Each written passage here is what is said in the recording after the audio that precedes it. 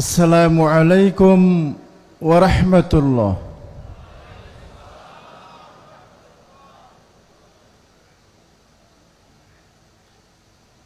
আলহামদুলিল্লাহি রাব্বিল আলামিন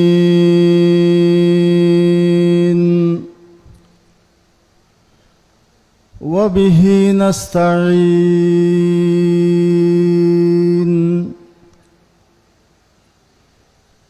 والصلاة والسلام على سائر الأنبياء والمرسلين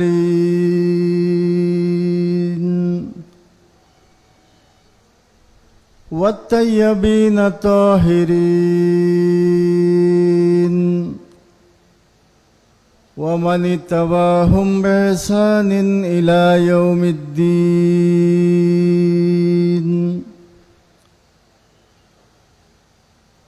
أما بعد فأعوذ بالله من الشيطان الرجيم.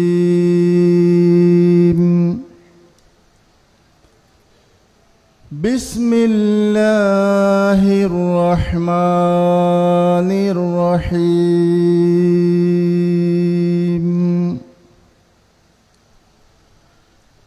إن الله وملائكته يصلون على النبي يا أيها الذين آمنوا صلوا عليه وسلموا تسليما. صلى الله على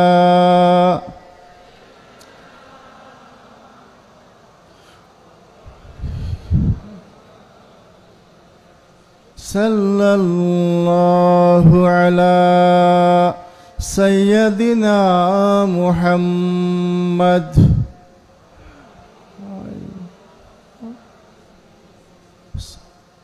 بلغ العلا بكماله كشف الدجى بجماله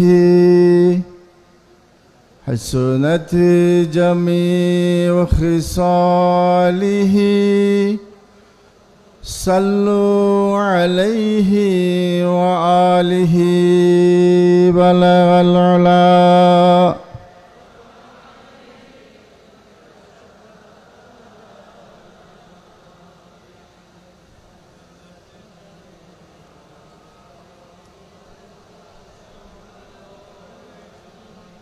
والآل والصحب ثم التابعين لهم أهل التقى والنقى والحلم والكرم بلغ العلا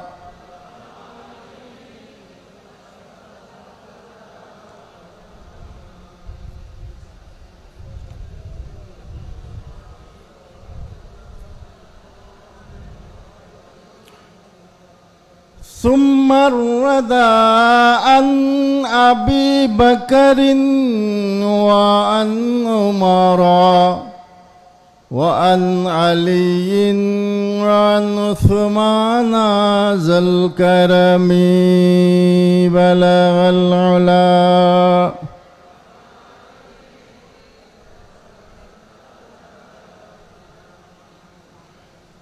حسنت جميع خصاله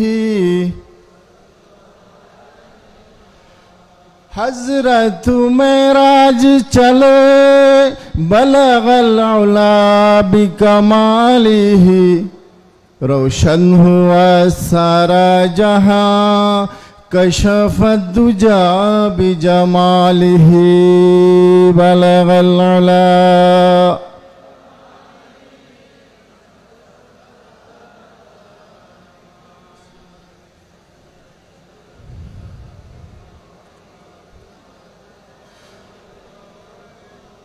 हर काम उनका नेक है हसनत जमी व खिसालिही हुर मलाइक कहते हैं صلوا عليه وآله بلغ العلا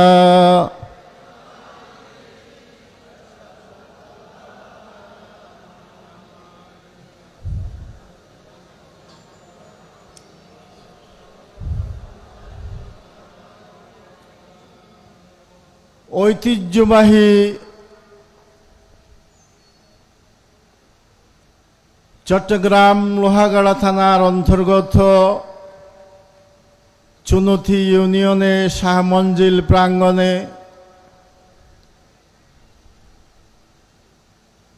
পঞ্চান্নতম পবিত্র সিরাতুন নবী সাল্লাল্লাহু আলাইহি ওয়াসাল্লামের আজকের সম্মানিত সভাপতি হযরত মাওলানা সিরাজুল আরফিন সাহেব, প্রবীণ আলেমে দ্বীন, চুনথি লোহাগাড়া চট্টগ্রাম। আমাদের মাঝে উপস্থিত আছেন আন্তর্জাতিক খ্যাতিপূর্ণ ব্যক্তিত্ব, বিশিষ্ট গবেষক, লেখক, আলেমে দ্বীন ডক্টর মৌলানা আবু বকর রফিক আহমদ সাহেব দামাত ইকবালকুম। আরো উপস্থিত আছেন ঢাকা বাইতুল শরীফের সম্মানিত ইসলামী গবেষণা কেন্দ্রের মহাপরিচালক, এই চুনথি মাদ্রাসার কৃতি সন্তান হযরত মাওলানা ডক্টর মোহাম্মদ ঈসা শাহেদি সাহেব মুদ্দাজিল্লাহুল আলী।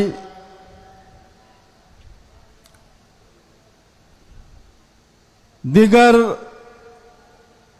অনেক নাম জানা না জানা ডানে বামে উপস্থিত মেহমান এবং উলামায়ে কেরাম, উপস্থিত সর্বস্তরের সম্মানিত দিনদার ইমানদার ভাইয়েরা, পর্দানশীন মা ও বোনেরা, আসসালামু আলাইকুম ওয়া রাহমাতুল্লাহ।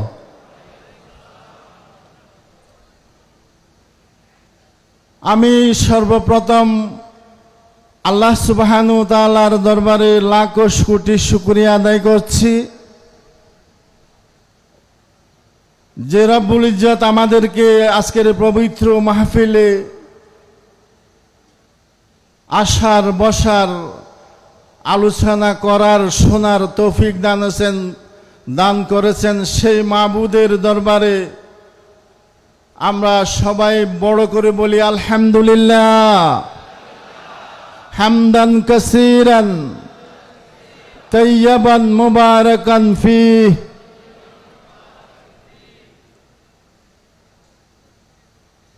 আল্লাহ সুবহানাহু ওয়া তাআলার প্রশংসা আমাদেরকে সর্ব অবস্থায় করতে হবে। যার যার ভাষা দিয়েও প্রশংসা করলে প্রশংসা আদায় হবে, কিন্তু আল্লাহর কোরআনের ভাষা, আল্লাহর ভাষা, কোরআনের শব্দ, আলহামদু শব্দের মাধ্যমে যে আল্লাহর প্রশংসা পরিপূর্ণভাবে আদায় হবে, আর কোনো ভাষায় আদায় হবে না। তাই আমরা অসুস্থ হওয়ার পরও আমরা বলি আলহামদুলিল্লাহ, ভালো আছি। কারণ আমরা অনেকেই অসুস্থ, আমিও দীর্ঘদিন যাবৎ অসুস্থ, তারপরও আল্লাহর শুকরিয়া, আলহামদুলিল্লাহ। কারণ আমার চেয়ে আরো বড় ধরনের রোগী আছে, যারা মুমূর্ষ অবস্থায় আছে, অক্সিজেন দিয়ে হসপিটালে, আইইউসিতে, সিইউসিতে আছে। তাদের চেয়ে আমরা ভালো আছি। এটা আল্লাহর নেয়ামত। আল্লাহর নেয়ামত যে আমাদেরকে দান করেছেন, সারা পৃথিবী নয়, আল্লাহর জগতের যত সৃষ্টি জগৎ রয়েছে, সমস্ত সৃষ্টি জগতের মধ্যে সর্বশ্রেষ্ঠ মানুষ হিসেবে আল্লাহ সুবহানাহু ওয়া তাআলা আমাদেরকে প্রেরণ করেছেন এবং জ্ঞান বিবেক বুদ্ধি আল্লাহ সুবহানাহু ওয়া তাআলা আমাদেরকে দান করেছেন, চিন্তা শক্তির যোগ্যতা দান করেছেন, চলাফেরার কাজকর্ম করার আল্লাহ তাআলা তৌফিক দান করেছেন, ভালো খারাপ জানার চিনার বুঝার তৌফিক দান করেছেন। সেই জন্যে সব সময় আমাদেরকে আল্লাহর প্রশংসা করতে হবে, আলহামদুলিল্লাহ।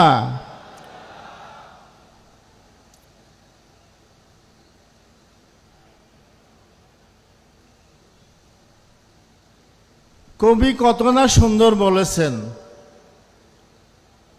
আলহামদুকে মানা याद करो उस लफ्ज को लेकर गौर करो,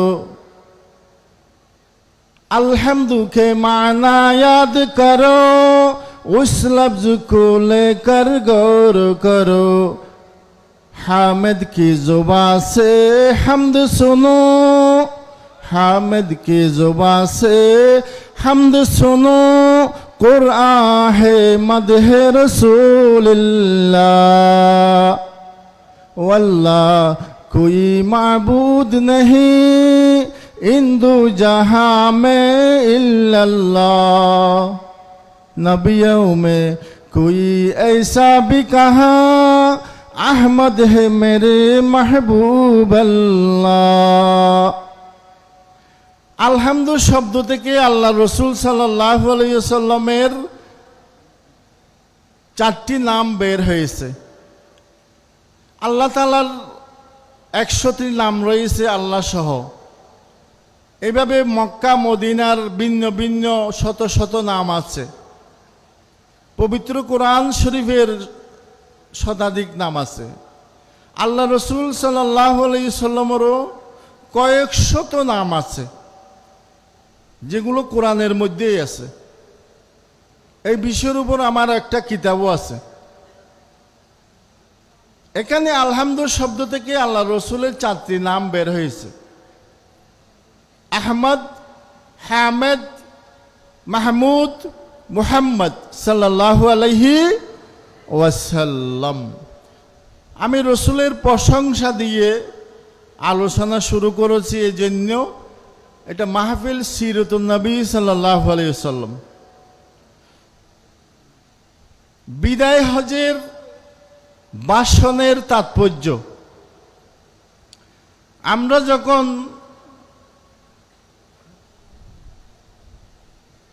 থাকায় চিন্তা করি, গবেষণা করি, কোন নবী রসুলের আদম আলাইহিস সালাম থেকে ঈসা আলাইহিস সালাম পর্যন্ত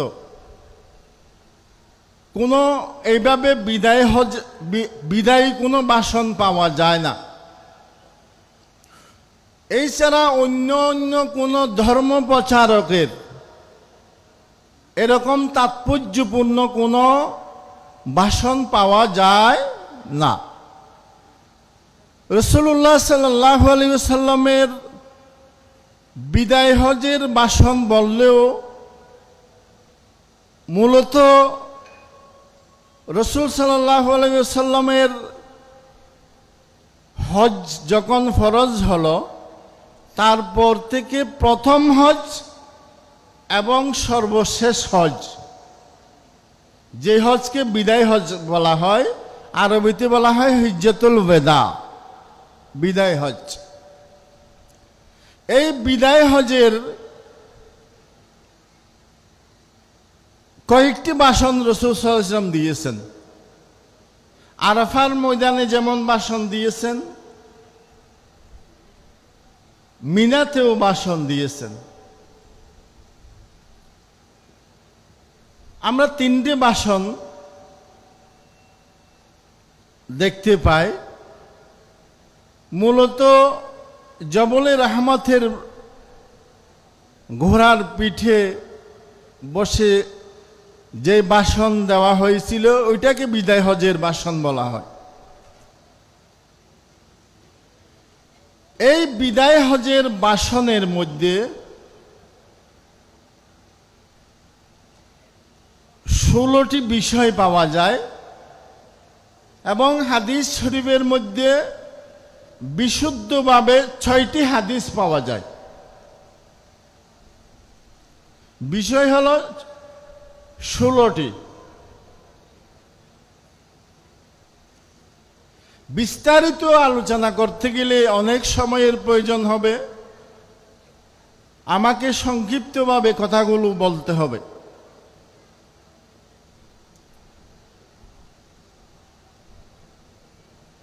বিসমিল্লাহির রহমানির রহিম। আল-ইয়াওমা আকমালতু লাকুম দীনুকুম ওয়া আতমামতু আলাইকুম নি'মাতি ওয়া রাদিতু লাকুমুল ইসলাম দীনা। সাদাকাল্লাহুল আলিয়্যুল আযীম ওয়া সাদাকা রাসূলুহুন নাবিয়্যুল হাবিবুল কারীম। আমরা তাফসীরের মধ্যে পাই এই আয়াত বিদায় হজের দিন আল্লাহ সুবহানাহু ওয়া তাআলা নাজিল করেছিলেন বিকাল বেলা। উটনি রাসূল সাল্লাল্লাহু আলাইহি ওয়াসাল্লামের যে উটের উপর বসা ছিলেন এটা বসে গিয়েছিলেন। ওহী এটা এমন একটা ভারী জিনিস যেটা নবী রাসূল ছাড়া আর কেউ বরদাস্ত করতে পারে না।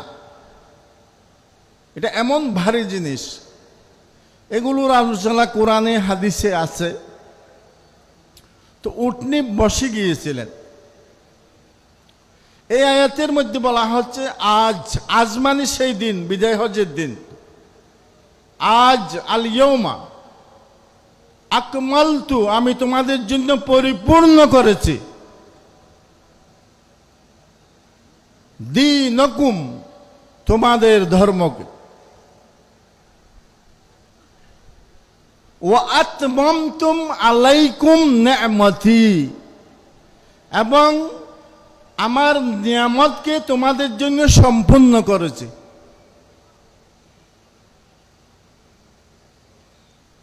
দ্বীনের জন্য বলা হয়েছে আকমালতু, কামালিয়ত, কামাল, পরিপূর্ণ। পরিপূর্ণ বলা হয় যে কাজ করার পর নতুনভাবে এখানে আর কোনো কাজ করার কোনো প্রয়োজন হয় না।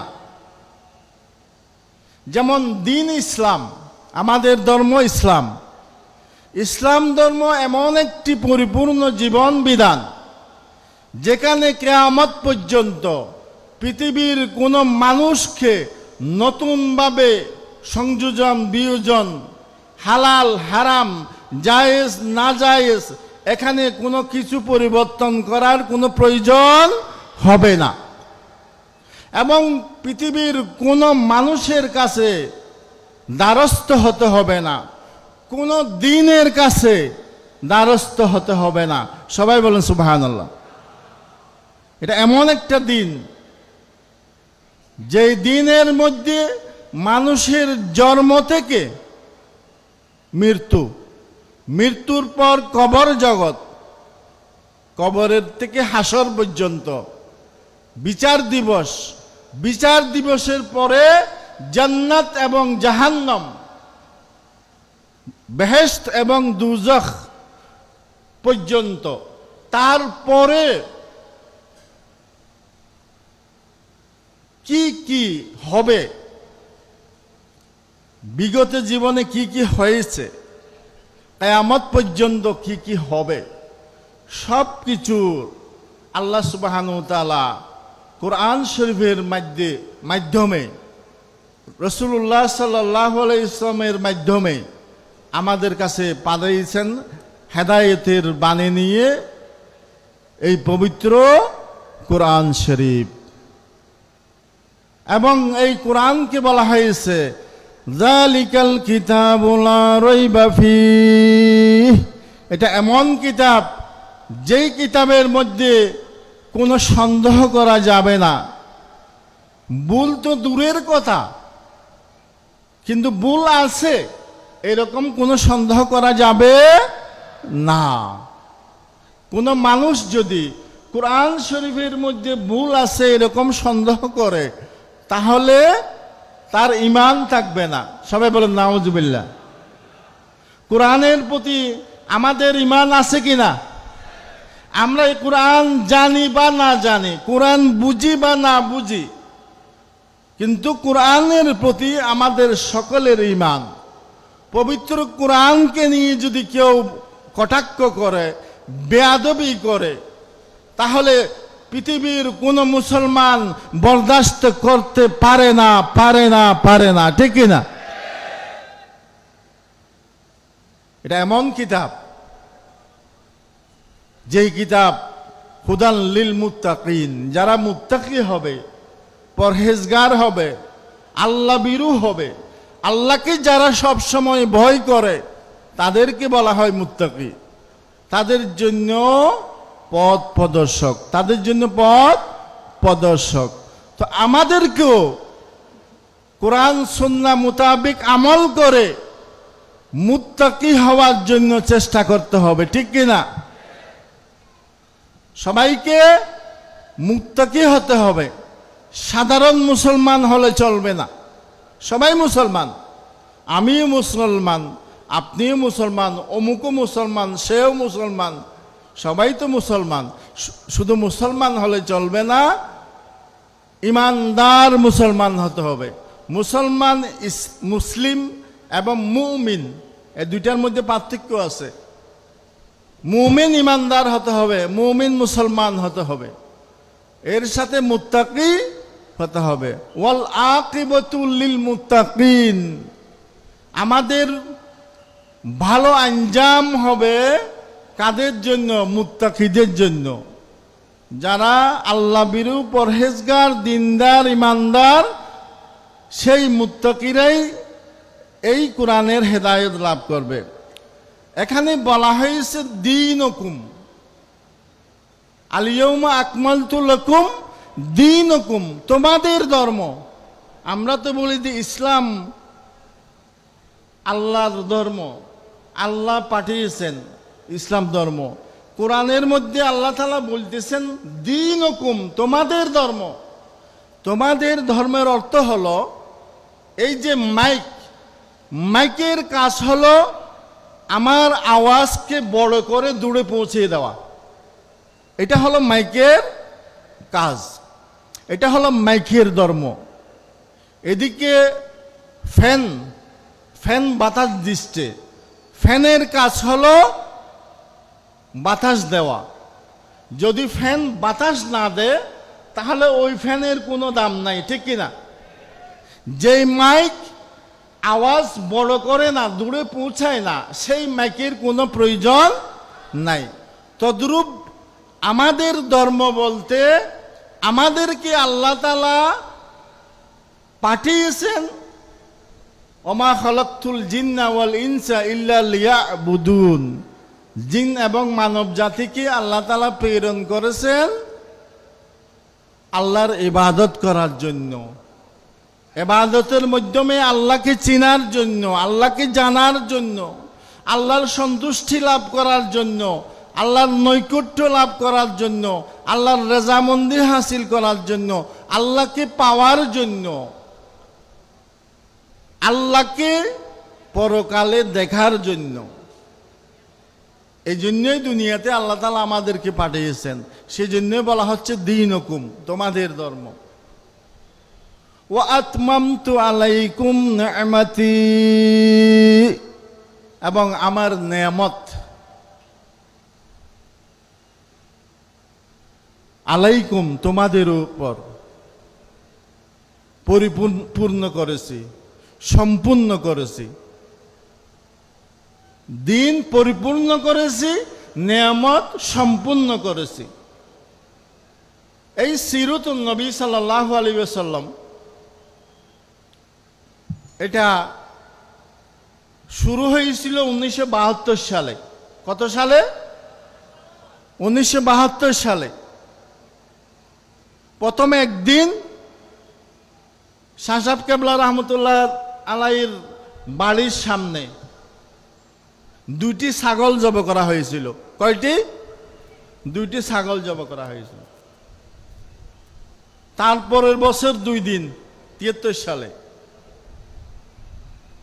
এভাবে পর্যায়ক্রমে 3 দিন 4 দিন 5 দিন 6 দিন বাড়তে বাড়তে এখানে অনেক কাহিনী আছে,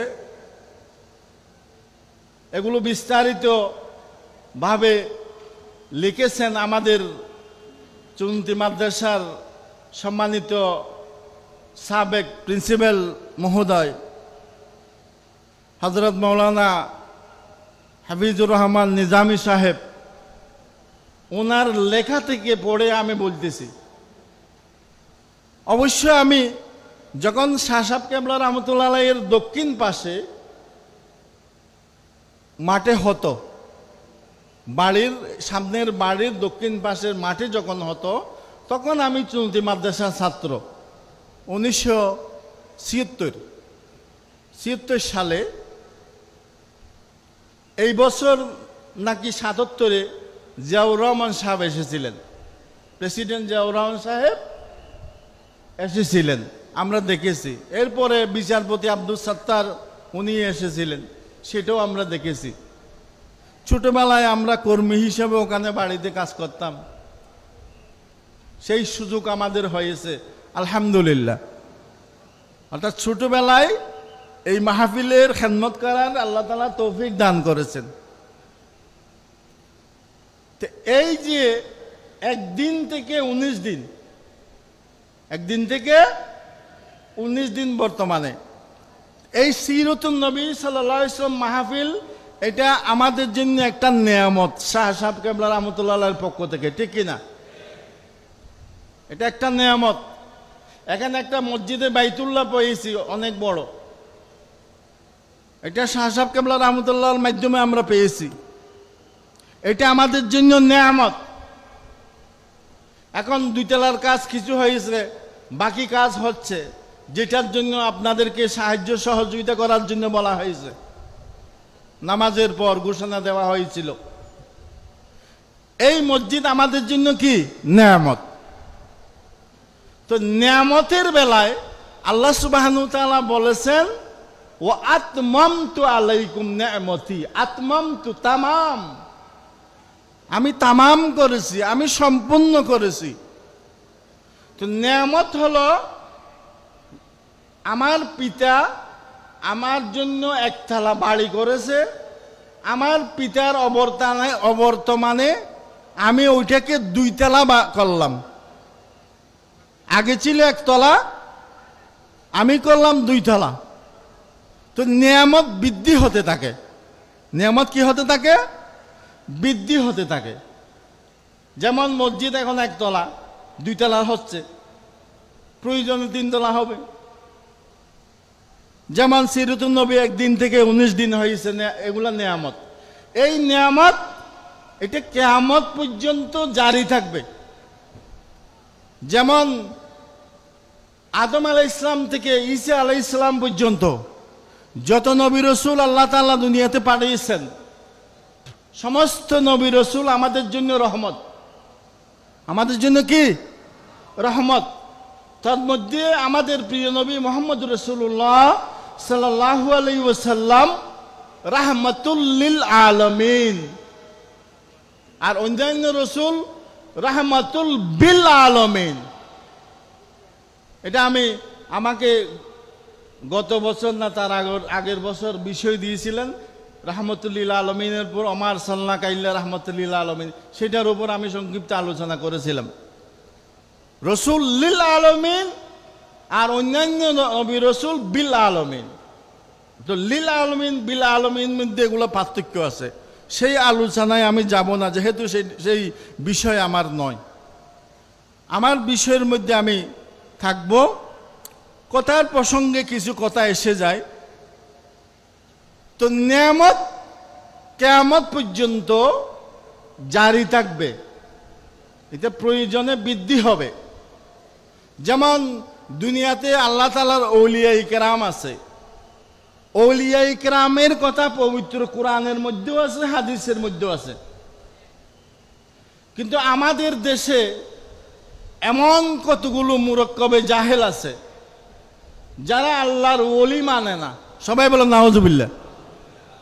আমি ওলি বলতে যেখানে নাচ গান হয়, যেখানে বাদ্য বাজানা হয়, যেখানে সেজদা দেওয়া হয়, যেখানে লাফালাফি করা হয়, অনইসলামিক কার্যকলাপ হয়, শরীয়ত বিরোধী কাজ হয়, আমি সেই ওলির দরবারের কথা বলছি না। এগুলো তো জায়েজ নাই, হারাম হারাম হারাম। যেই ওলিয়া কেরামের দরবার শরীয়ত বিরোধী কোনো কাজ করে তরিকত নাম দিয়ে চালায়, সেটা কোনো তরিকত হতে পারে না। এটা ইসলামের পরিপূর্ণ বিধান। এটা কোরআন হাদিসের দৃষ্টিতে আমি বললাম। আমি ফতোয়া দিচ্ছি না, আমি মুফতি নই, আমি ফতোয়াও দিই না। সত্যি যেটা কথা সেটাই বললাম। অর্থাৎ শরীয়তকে বাদ দিয়ে কোনো তরিকত হতে পারে না। আমার মরহুম আব্বাজান তিনি বলতেন তরিকত খাদেমে শরীয়ত, তরিকত খাদেমে শরীয়ত। তরিকত হলো শরীয়তের খাদেম। খাদেম মানে সেবক। শরীয়তের সেবা করার জন্য যেই শরীয়তের কাজগুলো আমরা সাধারণ মানুষ পালন করতে পারছি না, না জানার কারণে, পরিবেশের কারণে বা অন্য কোনো কারণে, তাদের জন্য সংক্ষিপ্ত ভাবে আল্লাহওয়ালা কোনো পীর মুর্শিদের সামনে গিয়ে তওবা করা এবং আল্লাহ এবং আল্লাহর রসুলের আদেশ নিষেধ মোতাবেক জীবন যাপন করার জন্য ওয়াদা করা, সেটার নাম তরিকত। তো শরীয়তকে বাদ দিয়ে তরিকত হতে পারে না। যেই তরিকতে শরীয়ত নাই সেই তরিকত গ্রহণযোগ্য নয়।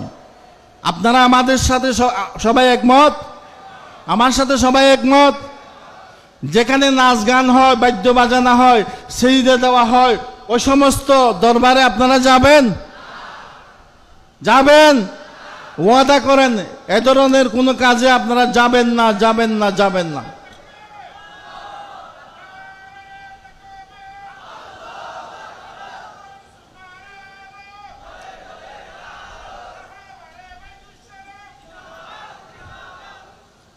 আতমামতু আলাইকুম নিয়ামতি। তা আল্লাহ তাআলার ওলিয়ায়ে কেরাম যারা খাঁটি হক্কানি রব্বানি পীর মশায়েখ যারা, যাদের মাধ্যমে আমরা উপমহাদেশে ইসলাম পেয়েছি, যারা ইসলাম প্রচার করেছেন, যাদের মাধ্যমে আমরা ইসলাম লাভ করেছি, তাদেরকে আমরা অনুসরণ করব, তাদেরকে আমরা মহব্বত করব, তাদেরকে আমরা ভালোবাসবো, তাদের কাছ থেকে আমরা দোয়া নেব। এগুলোই হলো আসল পীর মশায়েখ। যেগুলো তাবিজ দোয়া করে, বুদ্দালি করে, এগুলো না, এগুলাকে তরিকত বলা হয় না। তাবিজ দোয়া করা, বুদ্দালি করা, এগুলা বলা হয় না। এগুলো আমরাও জানি, আমরা জানলেও এগুলো আমরা করি না, কারণ এগুলো শরীয়তের কাজ নয়। এগুলো কি নয়? কোনো শরীয়তের কাজ নয়। এই সমস্ত কাজ করলে শরীয়ত বিরোধী হয়ে যাবে। আমাদের জন্য এক নম্বর হলো শরীয়ত।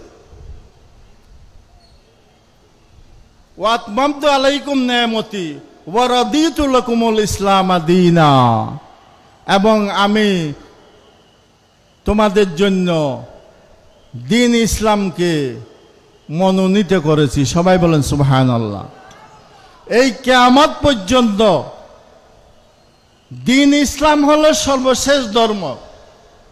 দ্বীন ইসলাম সর্বশেষ ধর্ম।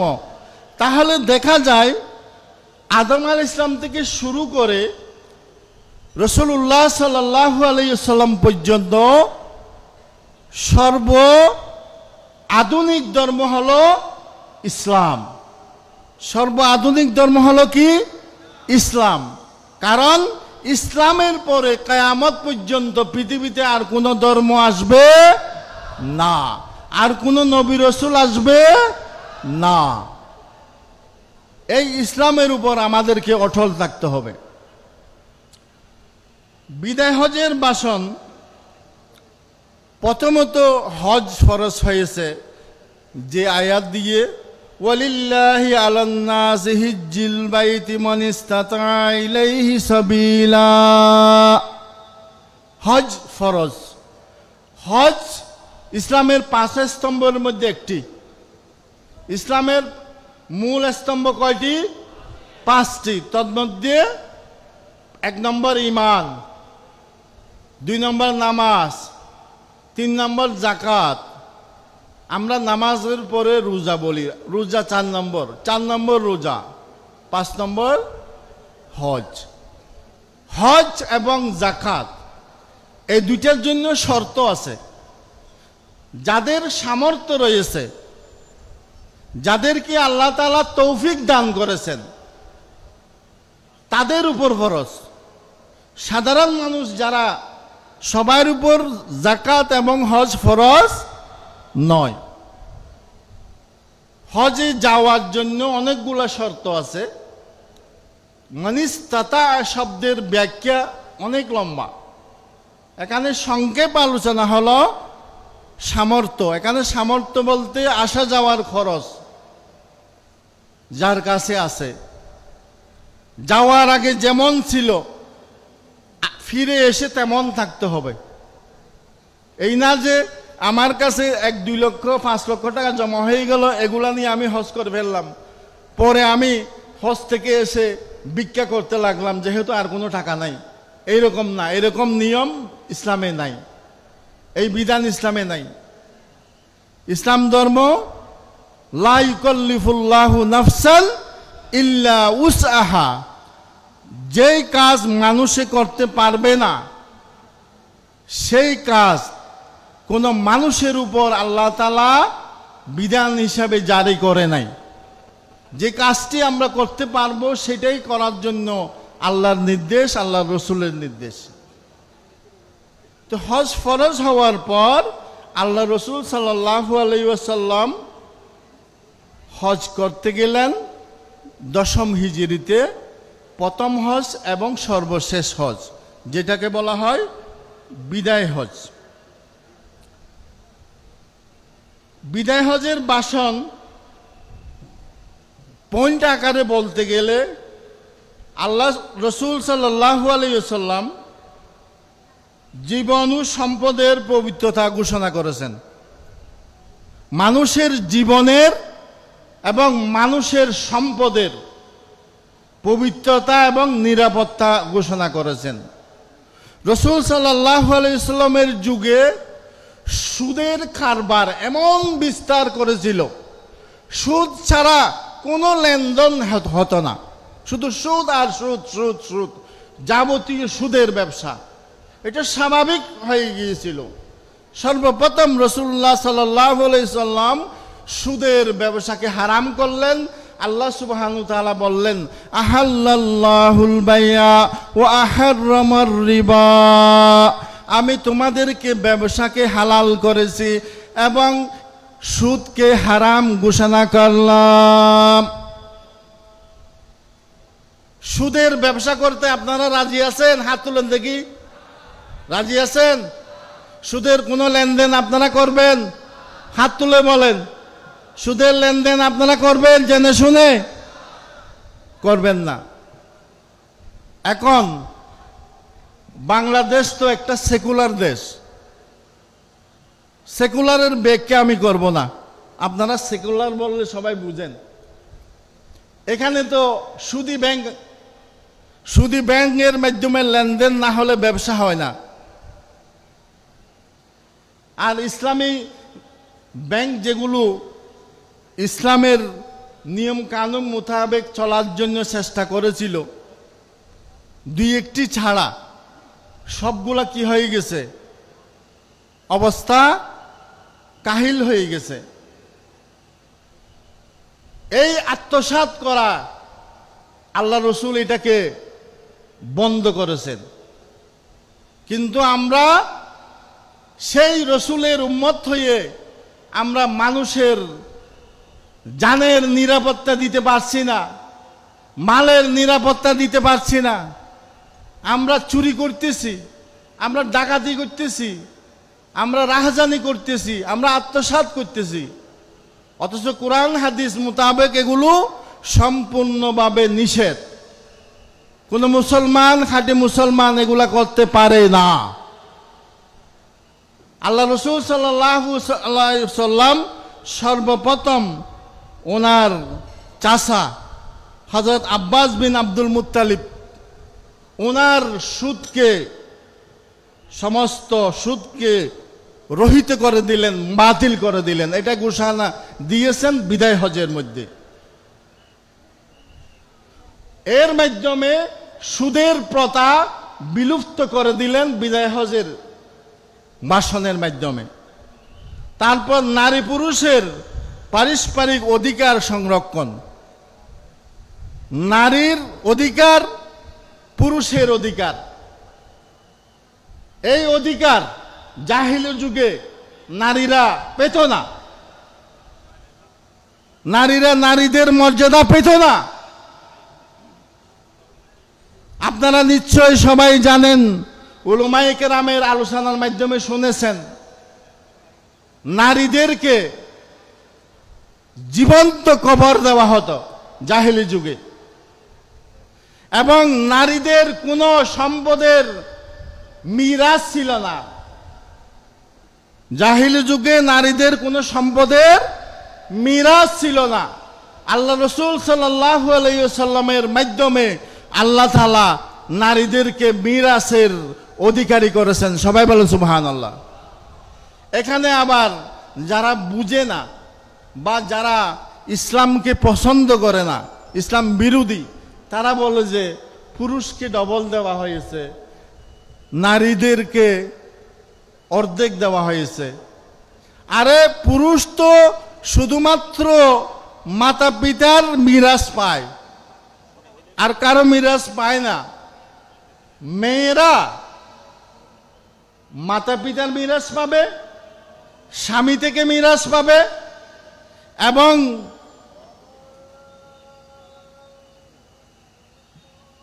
পুরুষের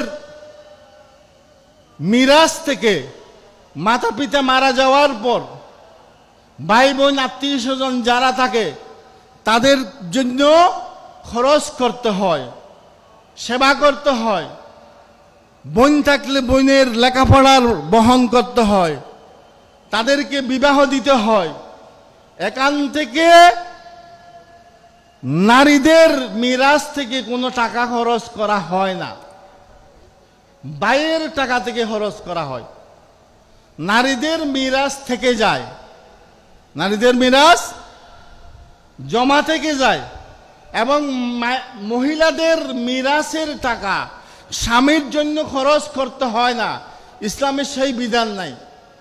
যদি আপনি সহমর্মিত হয়ে করেন এটা ভিন্ন কথা, কিন্তু কোনো মহিলা পুরুষের খরচ বহন করতে বাধ্য নয়। কিন্তু মহিলার জন্য, স্ত্রীর জন্য স্বামীকে তার স্ত্রীর খরচ বহন করা বাধ্যতামূলক। খরচ বহন করা কি বাধ্যতামূলক, অবশ্যই করতে হবে, না করলে গুনাহ হবে। এটা হক, এটা অধিকার। এরপরে আল্লাহ রসুলের জীবন বিধানকে আঁকড়ে ধরা, শক্ত করে মজবুত করে ধরা। যেমন দ্বীন ইসলাম, আল্লাহর কিতাব এবং সুন্নাহ। রাসূল সাল্লাল্লাহু আলাইহি ওয়াসাল্লাম বলেছেন, তারাকতুম ফীকুম আমরাইন লান তাদিল্লু বাদুহু আনিস্তামতুম, কিতাবুল্লাহ ওয়া সুন্নতি। এই হাদিসটি বিভিন্নভাবে ব্যবহার হয়েছে। তারাকতু ফীকুম আমরাইন আন তাদিল্লু মানিস তামাসাকতুম বিহিমা কিতাবুল্লাহ ওয়া সুন্নতি, এভাবেও বর্ণিত হয়েছে।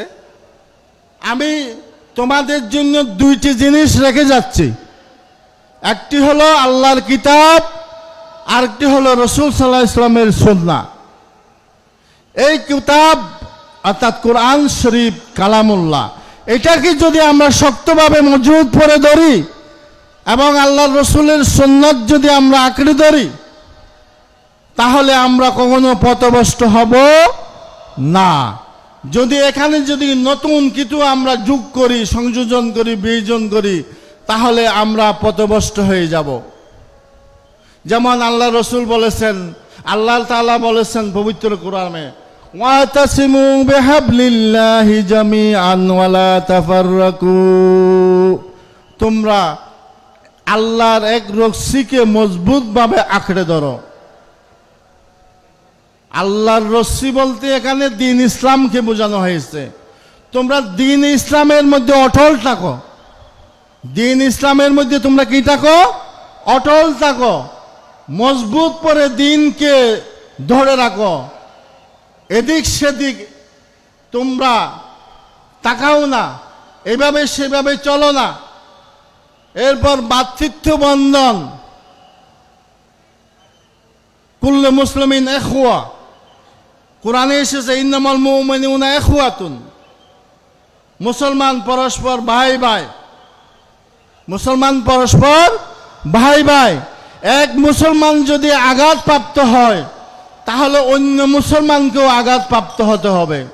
ও এক মুসলমানের দুঃখে আরেক মুসলমানকেও দুঃখী হতে হবে। এরপরে আল্লাহর একত্ব এবং আল্লাহ ভীতি, আল্লাহকে এক জানা, ইয়া আইয়ুহান নাস আলা ইন্না রাব্বাকুম ওয়াহিদুন ওয়া ইন্না আবাকুম ওয়াহিদুন আলা লা ফাদলুন লি আরবিয়্যিন আলা আজমি ওয়ালা লি আজমি আলা আরবি ওয়ালা লি আহমার আলা আসওয়াদ ওয়ালা আসওয়াদ আলা আহমার ইল্লা বিত্তাকওয়া। এখানে একত্ববাদ যেমন আল্লাহর ভীতি, যে কোনো আরবিদের আজমির উপর কোনো ফজিলত নাই, কোনো আজমির অর্থাৎ অনারবি তাদের আরবির উপর কোনো ফজিলত নাই। কোনো সাদা চামড়াওয়ালা কালা চামড়ার উপর ফজিলত নাই, কোনো কালো চামড়ার সাদা চামড়ার উপর কোনো ফজিলত নাই। ইল্লা তাকওয়া, যাদের মধ্যে তাকওয়া রয়েছে, যেই তাকওয়ার কথা আমি শুরুতে বলেছিলাম, তারাই ফজিলত। যারা মুত্তাকি, এই মুত্তাকিরাই আরবি আজমি তাদের উপরে ফজিলত রয়েছে। ওহির বিধান প্রচারের নির্দেশ, আল্লাহ রসুল সাল্লাল্লাহু আলাইহি ওয়াসাল্লাম বিস্তারিত আলোচনা করার পর সাহাবায়ে কেরামদেরকে জিজ্ঞাসা করেছিলেন, আমি কি তোমাদের কাছে পরিপূর্ণ দিন পৌঁছিয়ে দিয়েছি? সাহাবায়ে কেরাম সবাই এক সুরে বলেছিলেন, বলা ইয়া রাসূলুল্লাহ। এখানে সাহাবায়ের সংখ্যা নিয়ে মতভেদ আছে।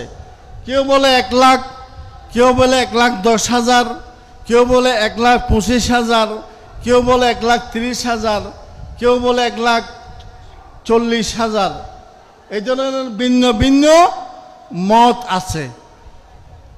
সবগুলাকে একত্র করে বোঝা যায় 1,25,000 মতো সাহাবায়ে কেরাম বিদায় হজের সময় উপস্থিত ছিলেন। তখন আল্লাহ রসুল মানুষের দিকে লক্ষ্য করে এভাবে শাহাদাত আঙ্গুলে উঠিয়ে আল্লাহুম্মা আশহাদু, আল্লাহুম্মা আশহাদু, আল্লাহুম্মা আশহাদু এভাবে 3 বার বলেছিলেন, হে আল্লাহ তুমি সাক্ষী থাকো, হে আল্লাহ তুমি সাক্ষী থাকো, হে আল্লাহ তুমি সাক্ষী থাকো।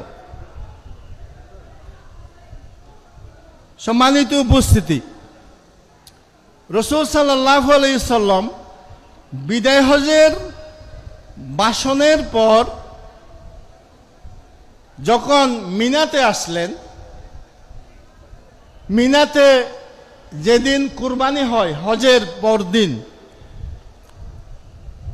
সেখানে একটি ভাষণ দিয়েছিলেন। সেই ভাষণে রাসূলুল্লাহ সাল্লাল্লাহু আলাইহি সাল্লাম বলেছিলেন, আইয়ু বালাদিন হাজা, এইভাবে ইশারা করতেছে এবং জিজ্ঞাসা করতেছেন এই শহরের নাম কি। ইশারা করছেন মক্কা শরীফের দিকে, মক্কা শহরের দিকে। এইভাবে ইশারা করে জিজ্ঞাসা করতে লাগলেন। সাহাবায়ে কেরাম সবাই জানতেন এটা মক্কা শরীফ, এই জায়গার নাম মক্কা, কিন্তু কোন সাহাবায়ে কেরাম এটা মক্কা শহর এটা বলেনি। আল্লাহু ওয়া রাসূলুহু আলাম, তারা বলেছেন আল্লাহু ওয়া রাসূলুহু আলাম, আল্লাহ এবং আল্লাহর রাসূলই ভালো জানে। তা আল্লাহর রাসূল বললেন এটা কি মক্কা শহর নয়? সাহাবা কেরাম বললেন বলা ইয়া রাসূলুল্লাহ, হ্যাঁ এটা মক্কা শহর। আজকে কোন দিন? ওই দিন কুরবানির দিন, 10ই জিলহজ্জা। আজকে কোন দিন? আল্লাহু ওয়া রাসূলুহু আলাম, আল্লাহ এবং আল্লাহ রাসূলই ভালো জানে। আজকে কুরবানির দিন নয়, আজকে কুরবানি দেওয়া হচ্ছে, এটা কি নয়? সাহাবায়ে কেরাম বললেন বলা ইয়া রাসূলুল্লাহ, হ্যাঁ ইয়া রাসূলুল্লাহ আজকে 10ই জিলহজ্জা। তো পরে সাহাবায়ে কেরামদেরকে রাসূল সাল্লাল্লাহু আলাইহি ওয়াসাল্লাম জিজ্ঞাসা করলেন, তো তোমরা তো এটা মক্কা শহর এটা জানো, তোমরা বলো নাই কেন? তোমরা আজকে 10ই জিলহজ এটা তো তোমরা জানো, তুমি বলনি কেন? সবাই জিজ্ঞাসা করলেন ইয়া রাসূলুল্লাহ আপনি কোন উদ্দেশ্যে কি জন্য এটা জিজ্ঞাসা করলেন আমরা সেটা বুঝতে পারি নাই, সেই জন্যই আমরা উত্তর দিই নাই, অথচ আমরা জানি। পরবর্তীতে যারা বর্ণনা করেছেন এই ঘটনা, তারা বলেছেন যদি রাসূলুল্লাহ সাল্লাল্লাহু আলাইহি ওয়াসাল্লাম ওই মক্কাকে যদি বলতেন না এটা মক্কা নয় এটা মদিনা, আজ থেকে এটার নাম কি মদিনা, তাহলে আল্লাহর ইজ্জতের কসম সেই দিন থেকে মক্কার নাম মদিনা হয়ে যেত। সবাই বলেন সুবহানাল্লাহ। এটা সাহাবায়ে কেরাম জিজ্ঞাসা করেছেন। যদি বলতেন আজকে 10ই জিলহজ নয় আজকে 10ই মুহররম, যদি এই কথা রাসূল সাল্লাল্লাহু আলাইহি ওয়াসাল্লাম বলতেন তাহলে সেই দিন 10ই মুহররম হয়ে যেত। কারণ আল্লাহ এবং আল্লাহর রাসূল যেই বিধান জারি করে, যেই আদেশ এবং নিষেধ করে, সেটা শরীয়তের বিধান হয়ে যায়, সেটা শরীয়তের বিধান হয়ে যায়। যেমন মৃত্যু প্রাণী খাওয়া হারাম, এটা কোরআনের মধ্যে আছে হুররিমাত আলাইকুমুল মাইতাতা। কিন্তু আবার আল্লাহ রাসূল সাল্লাল্লাহু আলাইহি ওয়াসাল্লাম মৃত্যু মাছকে, যেই মাছ আমরা বাজার থেকে কিনে এনে খাই, এই মাছ এটা মৃত্যু না জীবিত? মৃত্যু। এই মৃত্যু কোরআনের মধ্যে বলা হয়েছে মৃত্যু, সমস্ত প্রাণী মৃত্যু প্রাণী হারাম, কিন্তু রাসূল সাল্লাল্লাহু আলাইহি ওয়াসাল্লাম মাছকে হালাল করেছেন। সুবহানাল্লাহ। এইভাবে স্বর্ণের আংটি পরা, আমারগুলো স্বর্ণের না, আমি এমনি আংটি দেখাচ্ছি, স্বর্ণের আংটি পরা, স্বর্ণ এটা আমার একটা ছোটবেলা থেকে অভ্যাস, স্বর্ণ আংটি ব্যবহার করা, আতর লাগানো, এটা অভ্যাসে পরিণত হয়ে গেছে। আমার সভাপতি সাহেব, মুতল্লি সাহেবের সভাপতি, ওনার মধ্যে আছে, এখান থেকে যদি একটা পাইতাম বরকতের জন্য কত না ভালো হতো, না হয় তবদিল করতে পারি, আমি আপনাকে একটা দেবো আপনি আমাকে একটা দেবেন, ফয়েজ পাবো ইনশাল্লাহ। শাহ সাহেব কাবলের রক্ত তো আছে আলহামদুলিল্লাহ। আমরা শাহ সাহেব কাবলা রহমতুল্লাহকে দেখেছি, সবাই বলেন আলহামদুলিল্লাহ। যখন তিনি ইন্তেকাল করছিলেন আমি এখানে আলিমের ছাত্র ছিলাম, তো এটাও একটা আল্লাহর রহমত। আমরা শাহ সাহেব কাবলা রহমতুল্লাহ রফে দেরজাত কামনা করছি, আল্লাহ তাকে জান্নাতুল ফেরদৌসের উচ্চ মকামে দান করুন, সবাই বলেন আমিন। এবং শাহ সাহেব কেবলা রহমতুল্লাহ আলাইহির ফয়জ বরকত আমাদের গুনাহগার মানুষ আমাদের উপর জারি থাকুক, সবাই বলেন আমিন। আমার আলোচনার সময় আছে মাত্র 2 মিনিট। কয় মিনিট? 2 মিনিট। এই 2 মিনিটের মধ্যে আমার আলোচনা শেষ করছি। যেহেতু আমি প্রথমেই বলেছিলাম এখানে আমার 10-15 পৃষ্ঠা আছে নোট করা বিদায় হজের উপর, কিন্তু বিস্তারিত বলতে গেলে অনেক সময় লাগবে। এই জন্যই পয়েন্ট আকারে কয়েকটা পয়েন্ট মাঝে মাঝে ধরে আলোচনা করেছি। এই বিদায় হজের শেষ কথা হলো বিদায় হজের ভাষণ। এটা আমার স্টাডি, এটা আমার গবেষণা। আশা করি এখানে জ্ঞানী বিজ্ঞ উলমায়ে কেরাম যারা আছেন তারা আমার সাথে একমত হবেন। আমি আল্লাহকে সাক্ষী রেখে বলছি, বিদায় হজের সংক্ষিপ্ত ভাষণ এবং পৃথিবীর সর্বপ্রথম লিখিত সনদ মদিনার সনদ, এই মদিনার সনদ দিয়ে যদি কোনো রাষ্ট্র পরিচালিত হয় তাহলে কোনো ব্যভিচার থাকবে না, কোনো জুলুম থাকবে না, কোনো অত্যাচার থাকবে না, কোনো নির্যাতন থাকবে না, কোনো চুরি থাকবে না, কোনো ডাকাতি থাকবে না, কোনো দুর্নীতি হতে পারবে না। এটাই হলো বিদায় হজের ভাষণের শিক্ষা। এটাই হলো মদিনার পৃথিবীর প্রথম লিখিত সনদের শিক্ষা। 1948 সালেই জাতিসংঘের সনদ সৃষ্টি হয়েছে, আর মদিনার সনদ বিদায় হজের ভাষণ হয়েছে আজ থেকে 1400 বছর আগে। সবাই বলেন সুবহানাল্লাহ।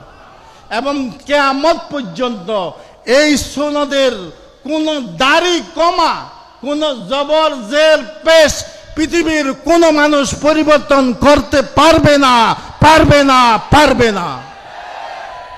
আমরা সেই রাষ্ট্র চাই, আমরা সেই দেশ চাই। আল্লাহ সুবহানাহু ওয়া তাআলা আমাদেরকে সেই দেশে আল্লাহ এবং আল্লাহর রসুলের আদেশ নিষেধ, কোরআন এবং সুন্নাহ মোতাবেক জীবন যাপন করার, আমল করার, নেক কাজ করার, সৎ কাজ করার, ভালো কাজ করার, যেটাকে কোরআন হাদিসের ভাষায় বলা হয়েছে আমলে সালেহ, আমলে সালেহ, এগুলো করার বেশি বেশি তৌফিক দান করুন। সবাই বলেন আমিন। আপনারা ধৈর্য ধারণ করে এতক্ষণ আমার কথাগুলো যে শুনেছেন সেই জন্য আমি আপনাদেরকে মোবারকবাদ জানাচ্ছি। সাথে সাথে পবিত্র সিরাতুন নবী সাল্লাল্লাহু আলাইহি সাল্লাম কর্তৃপক্ষ, সভাপতি সহ যারা আছেন সবাই শুকরিয়া আদায় করছি আল্লাহ তাআলার দরবারে। এবং হযরত শাহ সাহেব রহমতুল্লাহ আলাইহির নাতি পুতি, মেয়ে ছেলে যারা জীবিত মৃত্যু সকলের সুস্বাস্থ্য কামনা করে আমার কথা এখানেই শেষ করলাম। ওয়ামা আলাইনা ইল্লাল বালাগ। আসসালামু আলাইকুম ওয়া রাহমাতুল্লাহি ওয়া বারাকাতুহু। আলহামদুলিল্লাহ।